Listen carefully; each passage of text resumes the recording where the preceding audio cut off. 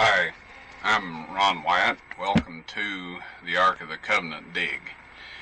We've been working in this area since 1979, and shall we say it hasn't been an easy job. In 1982 we were able to get into the chamber where we saw some of the furnishings from the first temple. Now we accomplished that by going down through this hole here that's about 40 foot deep, and then coming out of there back up into a chimney in spelunker terminology, and then squeezing on into the chamber. We broke our way in through a hole. We went 60 feet underground, we came back up. I mean, it was a real labyrinth.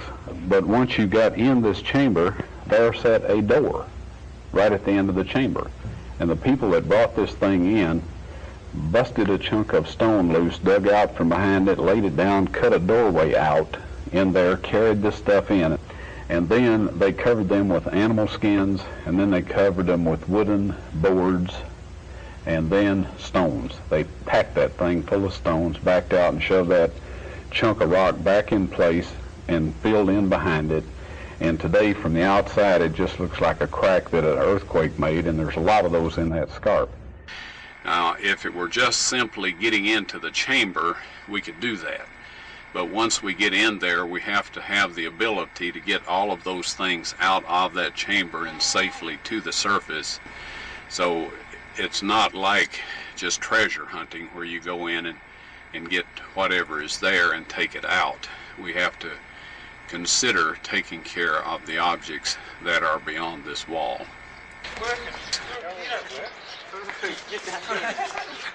And we're bringing the radar scanning equipment out of the hotel here.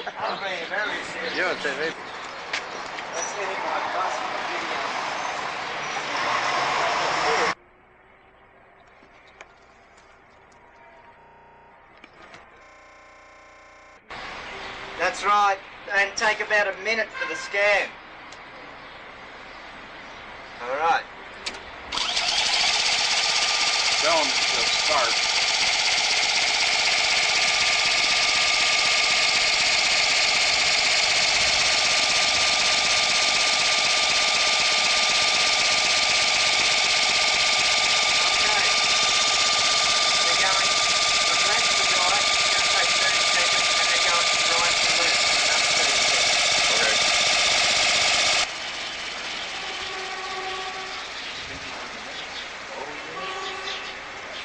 You could see the excavation site's kind of hid by these bushes, so a lot of people as they walk along this path don't necessarily see it, but sometimes they'll hear the noise. She wasn't carrying anything. Doing when she went to lunch.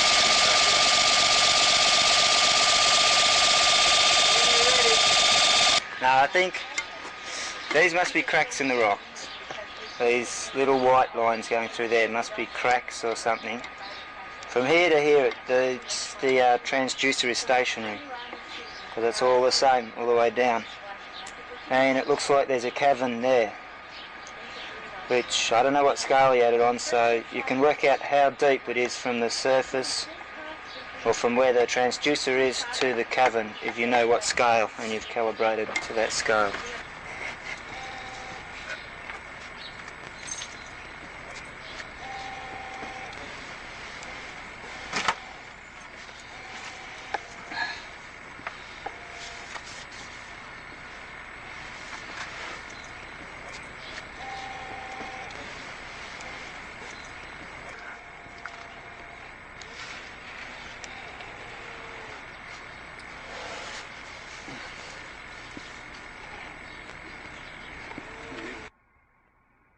This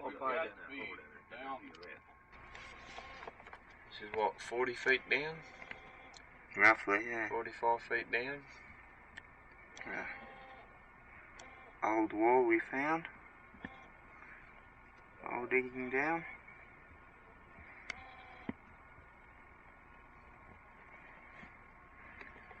And an old miner. And then the hole keeps going down. About how far, Simon?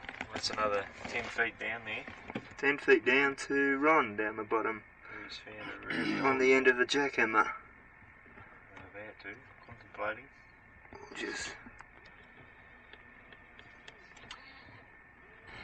All right, at this point, you are 45 feet under the ground. All of the debris above us is from the many different destruction levels of Jerusalem. In antiquity, when a city got destroyed, instead of coming back, moving all the debris away, and starting from bedrock, they would just level off what was left of the city and start it from that point on up. And Jerusalem has been destroyed at least 10 times throughout antiquity. And we are down at right here is the pre-Babylonian area, or strata. Now, what I wanted to point out to you here is in front of me you see some large stones that are blocking an entrance into a chamber. Now, in order to conceal the chamber, they couldn't just block the chamber entrance itself, otherwise this would call attention to it. So they put up a veneer that went around the escarpment some distance, and this would at least confuse anybody that was looking for an entrance and perhaps make them believe that the stone veneer was there for some other reason. Now, in this particular quarry and in many others from antiquity, they would cut the stone back until they came to chambers, or where the water had eroded and dissolved the stone away. This type material was unusable for their purposes in cutting out good strong blocks of stone for building purposes.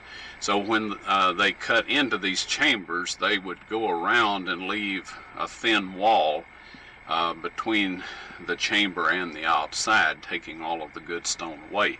So this is a situation that we're looking at here, and that we have looked at in several other areas in this particular cave complex. Now, this wall here was put up very hastily. They have had mortar back to Babylonian and pre-Babylonian times, and this wall, as you will see, instead of mortar, they used some red clay. Now, this tells us that they did all of this in quite a hurry. So given all of this information and the fact that I was in a chamber in this general location, however, it is a little confusing once you crawl around through these tunnels to try to keep oriented if you don't have a compass on you. But our radar, our subsurface interface radar scanner, shows that there is a chamber approximately 18 inches behind this wall. And one of the shots that we got from the side showed a level of contents in the chamber with lessened contents near the bottom. And in experimentation, we find that this usually represents something that's standing on legs or up on some sort of a pedestal. And we're going to attempt to put a hole through there with this drill.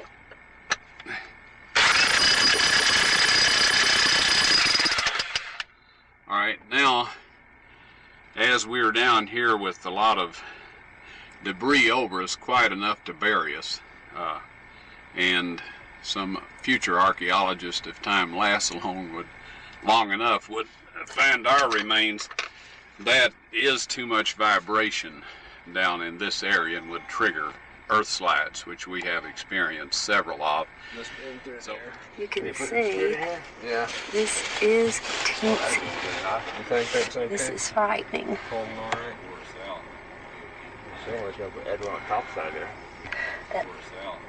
It's like you said, the only thing really holding this. Take a good look. This just caved in a little bit earlier, and that's why they had to put these boards up. Behind, I don't know if you can see, there's nothing. There's the air hose.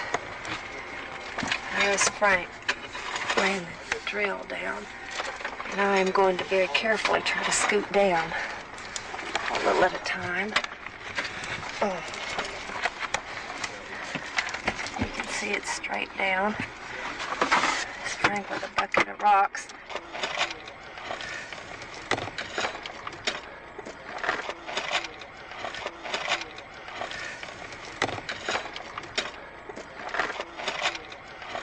Can you see the full depth of it over there where Bob is? Pretty far down in there. There's About another Bob. 4 feet. What is he doing down there, Frank? He's cleaning off, we hope, right to his right-hand side.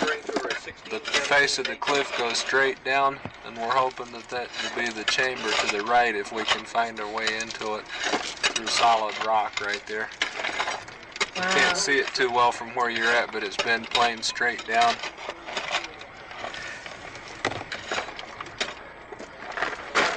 Over here to my left is where we had the cave in, where all this is missing. Right there.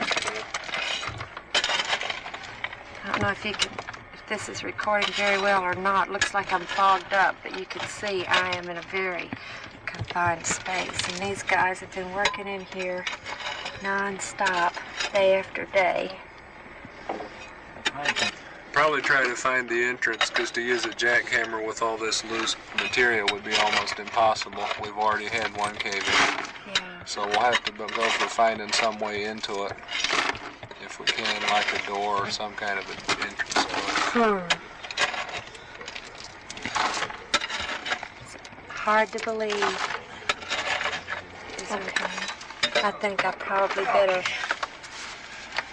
call it quits and back up behind me and exit so they can get someone in here to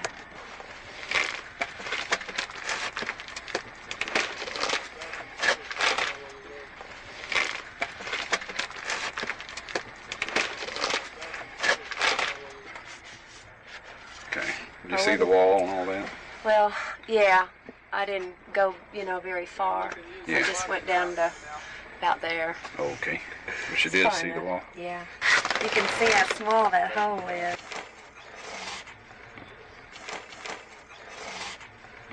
I don't know how I got in there. I could hardly get in there. Oh. And there's the air hose, which doubles as the communications line. Show you this whole chamber. At times there would be, how many men in here, Dale, at one time? 7, 8? or 8.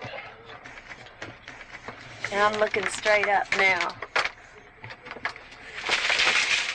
Uh-oh, I hear... Bucket coming up! Oh, bucket. Yeah, now this is what they do. They haul the buckets up, and then You got my thumb they in put there. them, Okay, go ahead. Dale puts them on, Oh. and Ed up there is hoisting it up through the hole. And then Simon's grabbing it and handing it to Nathan. And Nathan's giving it to Mark, who's hauling it off to the dump. Pull. Dale, you got any buckets empty out there? Yep. One down below? It is straight down. Ron says about 40 foot down here. See, we're just standing on, we're in a hole. We're standing on boards that have been laid across to the ledges. Up. Coming down? All right. That's how the buckets come down.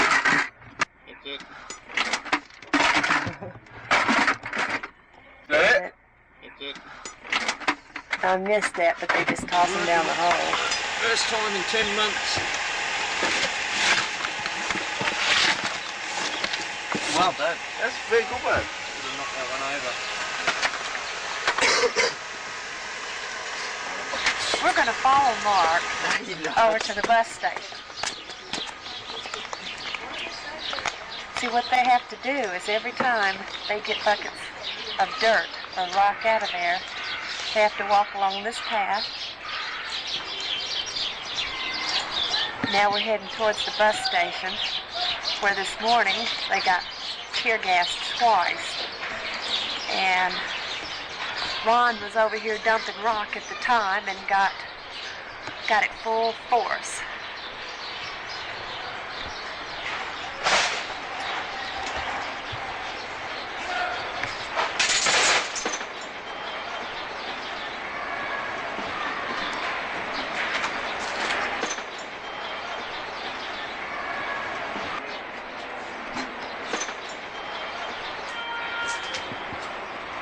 This is where they dump. You can see it's quite full.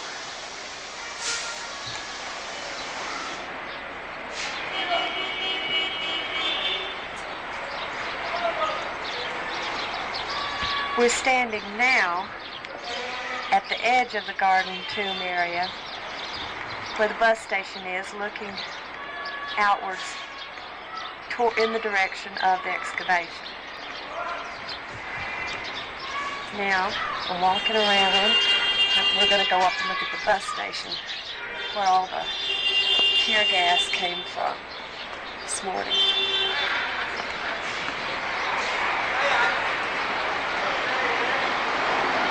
There it is. I'll get over here in a better position.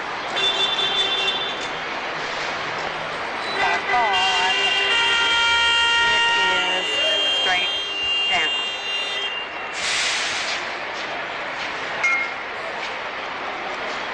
Now, right over here, you can see Golgotha, Skull Hill. There's Skull Hill, and you come along here, where the wall is, down to where the excavation is, which is right there. We're looking right into the area that it is, right there. It's where Christ was actually crucified.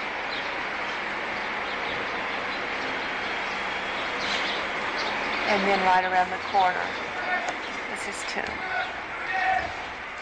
Jerusalem is situated on two mountains, Mount Zion on the west and Mount Moriah on the east.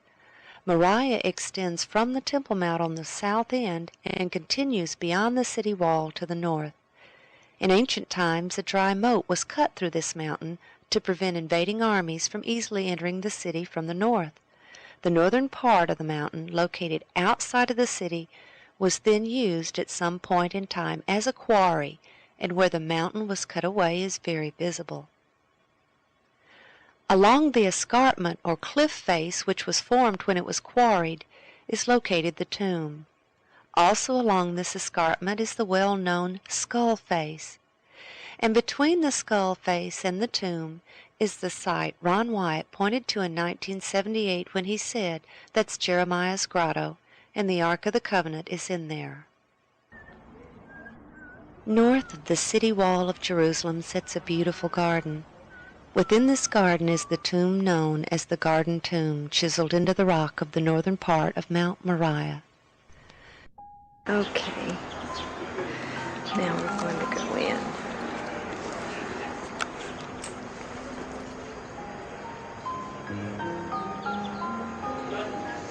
Here we can see inside of the tomb.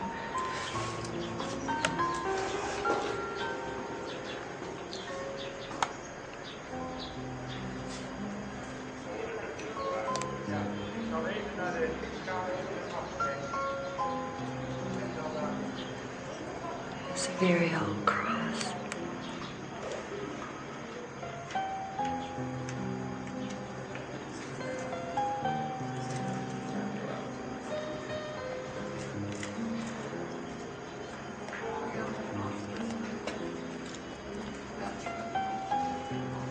This one is just as it was originally carved out.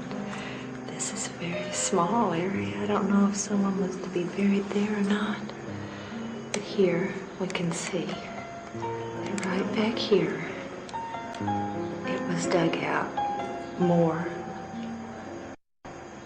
presumably because Christ was taller, to accommodate him.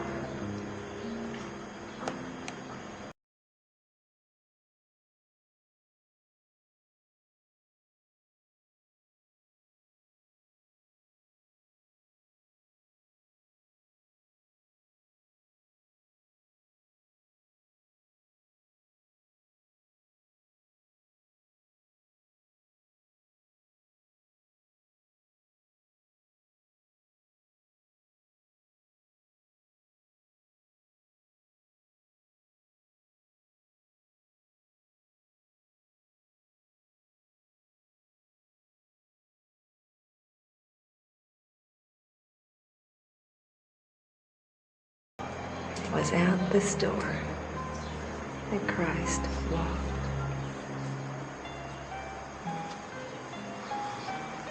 walked on this floor.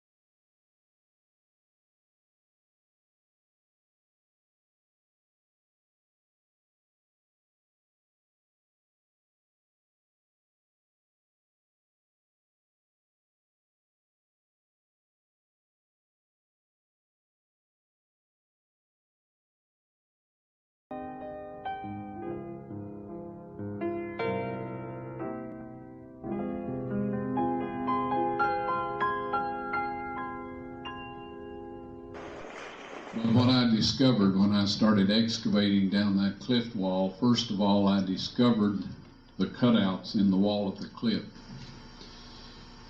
where they had posted the signs. We painted or drew Jesus of Nazareth, King of the Jews, in the Roman and the Greek and the Hebrew languages, and we put them there, and we set this up to resemble what happened to Christ on the cross. Okay. Now the cross hole is actually right straight down below where we set this thing up. And of course this is the chamber that you've been looking around through with us as we worked. Now this whole fill here needs to be taken out.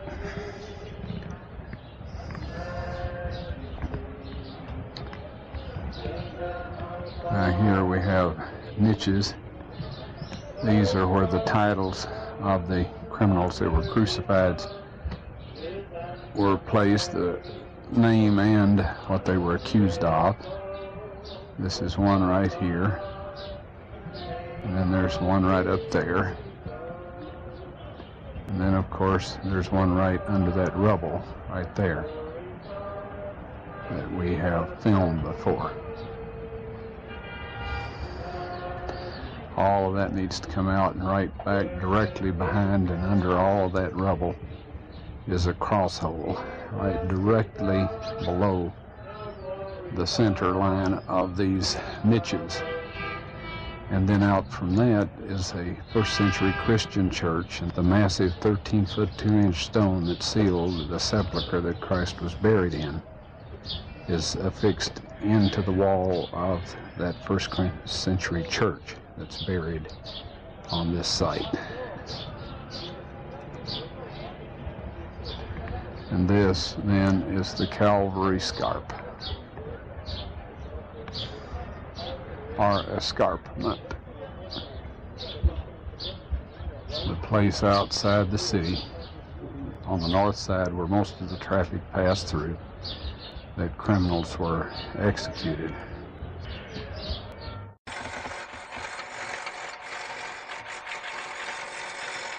what an enormous amount of work this was and the tremendous difficulties involved. The maze of tunnels seemed endless, as did the many tons of rock and rubble that was removed over the years of work there.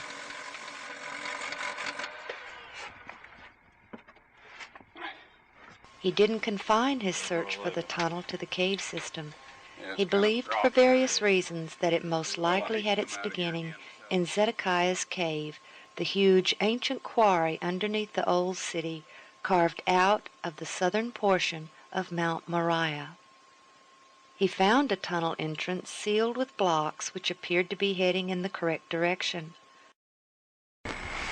Now there's two things that are immediately apparent. One is from the color of that rock. This is the old water channel. Also that you're looking at almost a 6-foot hole there that's been plugged with those rocks. And it's aimed exactly in the direction that our excavation across the street is located in. Now here's another thing that wasn't noticed. This rock right immediately to your left is part of a wall. This right here. See that stone, that stone, that stone, another stone below it. So this was double sealed. And whoever explored the cave in recent times broke through this one, but then they did not break through that second one. And we can assume that there's maybe some more baffles or blocked areas farther back. Upon opening it, he resealed it. It was not the tunnel he was looking for. Each time Ron and his crew excavated, the entrance to the cave system had to be refilled and the area completely cleaned up before they left. This was a tremendous task, as was reopening it each time they returned. So Ron finally installed a steel door which could be easily covered and uncovered with dirt and gravel, yet it allowed easy entrance. It also allowed him the ability to enter the system alone without a crew. This same trip, he and the crew built a beautiful retaining wall around the area of ground directly below the cutouts or niches and above the cross holes. Getting a little look at our fancy stonework.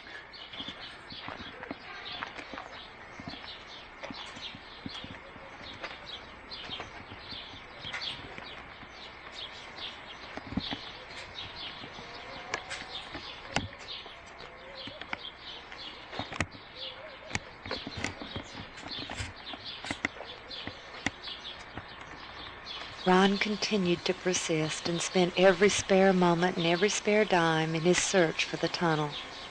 Perhaps it was inevitable that the day would come when he became discouraged. Someone uninvited showed up when he arrived to resume work there. In the following, as Ron relates what happened next, the camera battery died unexpectedly, which is why it is edited.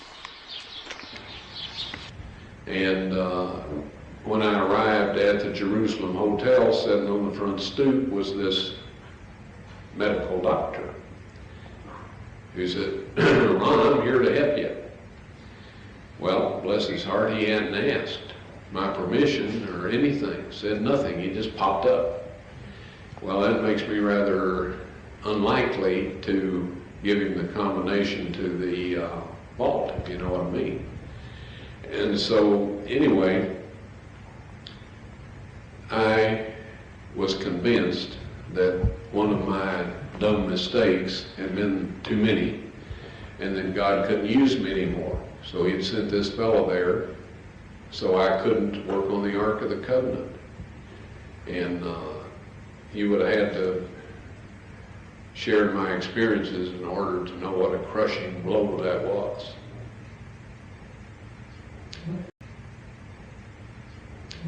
See, I know I'm unworthy.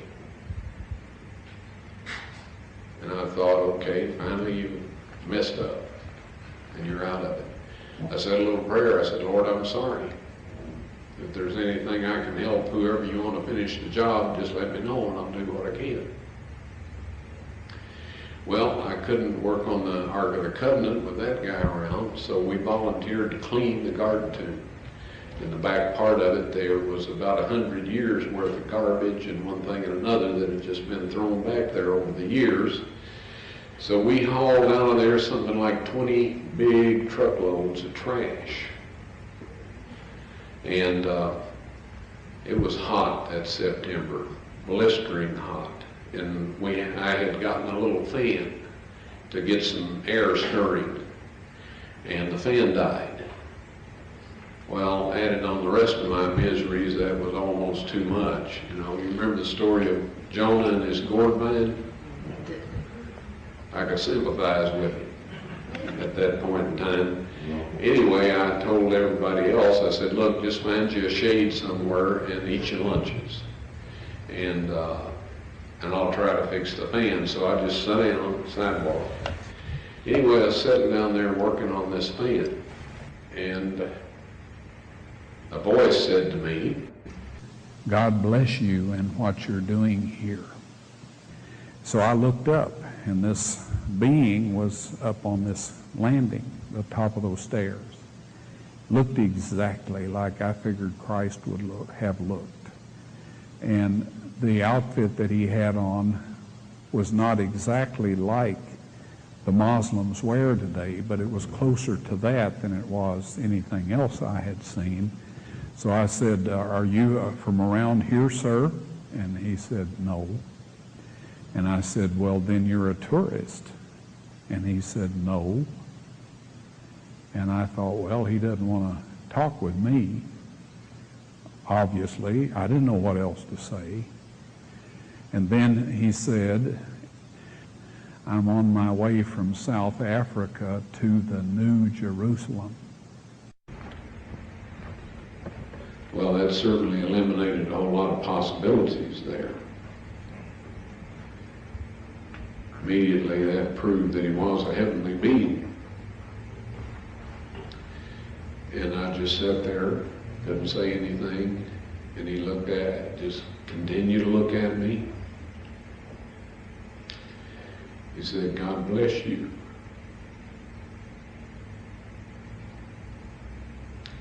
And what you're doing here. He was at the top of those stairs. And he walked right back that little short sidewalk, took a right at that big pine tree, and headed for the front gate. Well, this doctor, of all people, was the only one in earshot. And he was back under some shrubs in the shade eating his lunch, and he piped up and he says, Ron, do you suppose we've been talking with an angel? And I said, at least. Well, I worked with great enthusiasm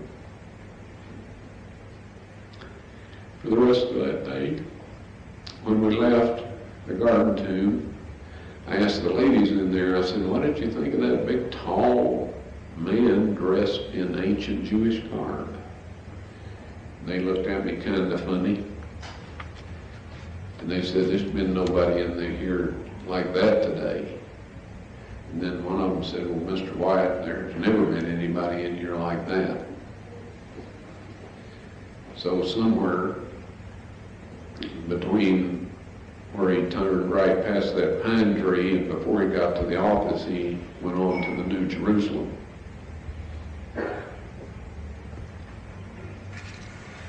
The uninvited guest eventually left, and they were able to resume work for a brief time.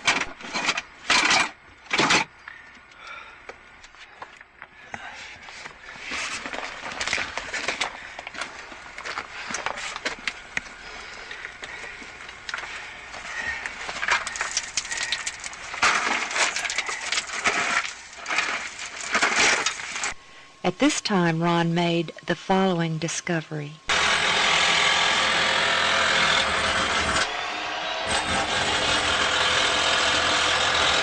Just a brief look around the surrounding areas here to identify the location of this site.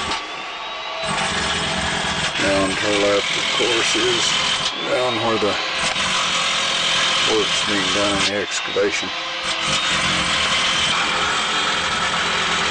As you hear the electric jackhammer, we have been probing around up here by the cross hole, and just immediately to the left of the film container you see some dark pigmented material. Now this appears to be dried blood, but we do plan to put some of this in the film case and take it back and have it analyzed to see if it is blood.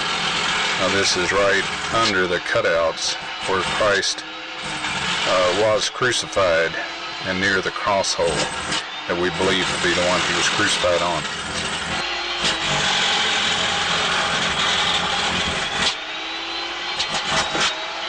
There, right at the very tip of the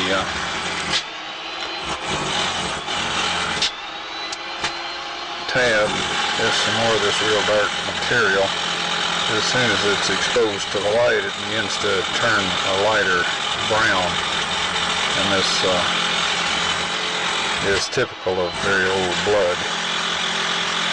So we'll take some more of this sample here, and it seems to have come down through this area here, as we've collected it all the way along and down into this crevice that communicates with the chamber that the Ark of the Covenant's in. It comes right down through here and down this way and around through a crack right in here and down through this area.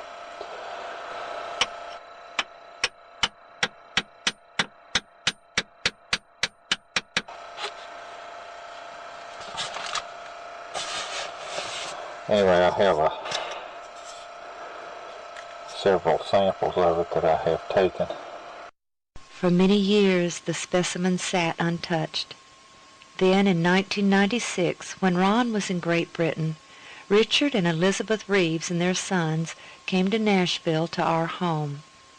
Richard had a new, unique, and very powerful microscope he wanted to show us. Leviticus 17:14 informs us that the life of all flesh is the blood thereof. Once again, scientists are finding out that the truths of Scripture are far more literal than they ever imagined. Tiny particles have been discovered in blood that are seemingly indestructible. These tiny particles are less than 1/10 of a micron in size, and while they cannot be seen using standard medical microscopes, new methods of microscopy have been developed, which makes it possible to see them in their living state. The French scientist Gaston Naessens designed special microscope components that would allow him to see these particles, which he entitles somatids, meaning the body that creates.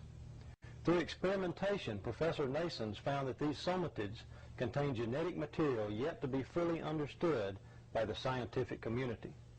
They are polymorphic in nature, growing from stage to stage, and are unaffected by high temperatures, extremely toxic chemicals, or even nuclear radiation. Professor Naessens believes these somatids to be subcellular living and reproducing entities, the precursor of DNA, and that they may be the building blocks of life. About 6 years ago, I learned about these particles as a result of some research that I was conducting, which was totally non-related to archaeology. At that time, I was using a standard medical microscope, and while I could not see these particles, I knew they had to be there. I began to develop my own microscope patterned after the design of Professor Naessens. What you see behind me is that microscope in its latest stage of development. The microscope employs an extremely bright xenon or mercury light source, which can be combined with tungsten light.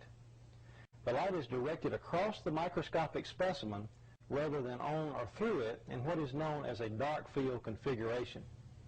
The light reflecting off the object is transmitted through the microscope and is magnified over 1,000 times. The image is then captured by a sensitive CCD camera and transmitted to a monitor for viewing at screen magnifications of up to 30,000x. Under these conditions, the tiny living particles can plainly be seen against a dark background. In 1996, my family and I made a trip to Nashville to visit the Wyatts.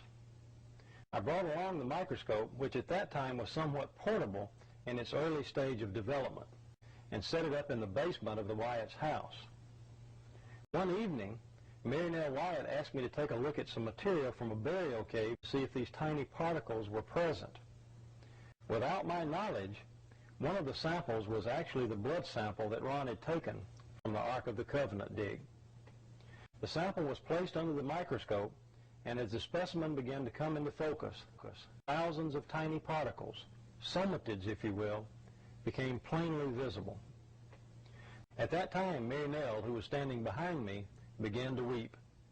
As I turned around and saw the expression on her face, I realized immediately that the sample we were looking at was actually the sample that Ron had found to be the blood of Christ. Okay, Mary Nell's going to take the sample and mix it with sterile water.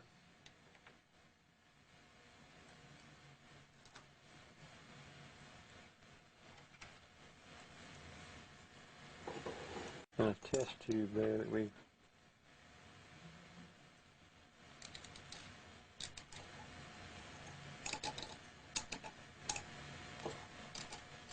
that'll be enough.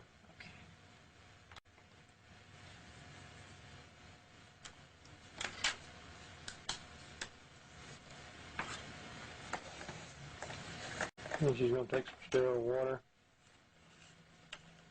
and a little bit, just some drops, all we need, Mary Nell.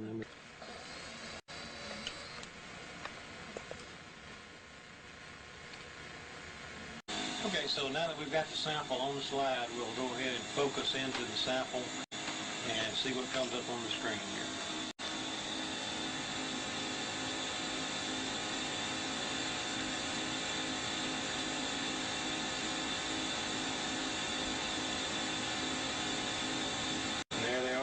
Thousands of living particles, less than a quarter of a micron in size. The spores are maybe a half micron, and but most of those little particles you're looking at is 17,000 X, magnified on the screen 17,000 times. You know, in the Bible it tells us that the life is in the blood, and there's little living particles that most people are unaware that are there.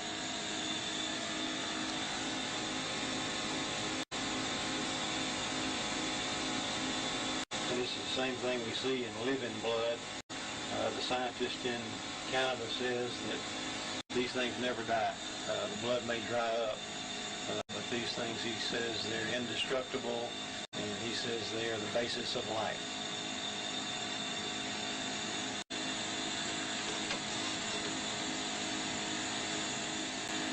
The blood of Christ is only dried out, folks. It's not dead.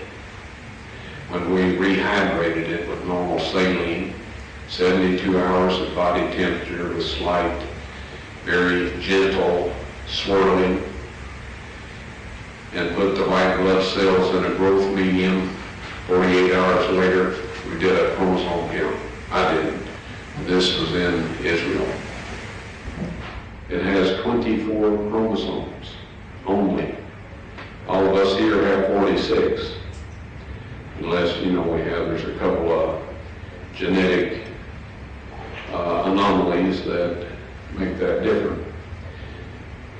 But Christ received 23 from his mother and 1 Y, sex determining factor, from his father, who was not a human father. Because had he received that from a human father, it would have been accompanied by 22 autosomes. Now what this basically means is that his height, his eye color, his hair color, and all of this was supplied from the genes of his mother's gene pool. However, Mary and Joseph both descended from David, but none of us have 24 chromosomes. Well, they knew. They told me before when I asked them to perform this investigation, that dried blood, you can't get a chromosome count on it because the white blood cells have to be alive and well in order to do that. You can get DNA, you can get some other things, but you can't have a chromosome count. So this blood is unique, and it is Christ's blood. And that's what. With no explanations from Ron, the excavation suddenly came to a stop. On a later trip to Jerusalem, Ron entered the cave system alone through the middle door, and for the first time in quite a while he re-entered the chamber with the Ark of the Covenant. To his utter surprise and disbelief, he found the chamber had been completely cleaned out and all the items from the temple were set up. No longer was the Ark in the stone case. The chamber where I found the Ark of the Covenant has since been perfectly cleaned out. And the Ark of the Covenant, the table of showbread, the candlestick, the golden altar of incense, they're all set out as they were in the earthly temple, except that the Ark of the Covenant is setting against a 12-foot long and 18-foot wide or high wall. He found the original tunnel was also cleaned out, and he followed it to discover that it did indeed open into Zedekiah's cave. It was not the tunnel he and his crew had opened earlier. In the following years, Ron entered the chamber with the Ark a number of times. Yes, the tables of stone were found in the Ark of the Covenant. I removed them with the assistance of 4 angels who lifted the mercy seat, which I would estimate weighs about 900 pounds of solid gold. And one of these angels told me to take the tables of stone out of there. He said God wants everyone to see those. And so I took them out, backed up, stood there, frozen in place, and I just can't describe my physical state or mental state or anything else. If I didn't have some physical evidence to prove it happened, I think I had a dream or something. But anyway, they're on a stone ledge right in the same chamber. That's where the angel put them after I handed them to him. I didn't know what to do with them. And I was told that these are to be presented with the blood evidence when the mark of the beast law is passed or enforced. Now, I know everybody wonders about what it is, the mark of the beast. You've heard all kinds of rumors, stories, and all of this. I'll tell you quick and simple. If you keep the 10 Commandments that God wrote upon those tables of stone, and about which he says in Psalms 89:34, those of you that are writing down text, you'll want this one. He says, "My covenant will I not break, nor alter the thing that has gone out of my lips." He spoke the 10 Commandments from the mountaintop. He wrote them in stone, and he says, nothing will change. Right? If you keep that law, you will receive the seal of God. Soon there will be a set of man-made laws. These man-made laws will require that you break God's 10 Commandments. Christ said of the Pharisees, "For it is in vain that they do worship me, teaching for doctrines the commandments of men." If you keep those man-made laws and break God's 10 Commandments, you will receive the mark of the beast. The blood of his Son on the mercy seat at the Ark of the Covenant. Now the mechanics of that, how it happened, is in Matthew chapter 27, verses 50 through 53. It says, "When he had cried again, he died. The veil of the temple was rent in twain from top to bottom. Then the earth shook and the rocks were rent and the graves were opened. When the rocks rent, the cliff behind where Christ was being crucified split all the way down, right past the left side of the cross hole and down into the chamber where God had hidden the Ark of the Covenant some 600 years before. And when the centurions pierced Christ's spleen and probably the left ventricle of the heart, depending on how deep the thrust went, the blood and the platelets and serum gushed out and went down through that crack onto the Ark of the Covenant, 20 feet below, and fulfilled, ratified, if you please, the Old and the New Covenant. And at that moment, you and I were bought with a price, as was everyone else on this planet, if they will only take advantage of what was done for them. What Christ did was enough to redeem every man, woman, and child that has ever been born on planet Earth. The tragedy is that so few avail themselves of that wonderful gift. Now, the next morning, and this is in Matthew chapter 28, it says, the angel descended to roll back the stone, and there was a great earthquake. I believe that God closed the crack at that point in time because there's no evidence of any surface water, rain, or dirt, dust, anything else having fallen through that crack other than just the blood of Jesus. And there it remained for almost 2,000 years. But the ark was sitting there 600 years before the blood actually went on it. Appreciate the time you all have shared with me here.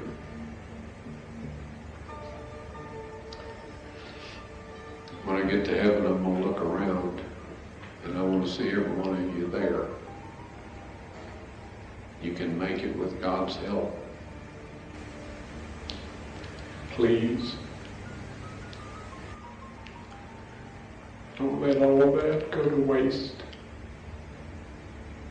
Please, take advantage of that wonderful opportunity.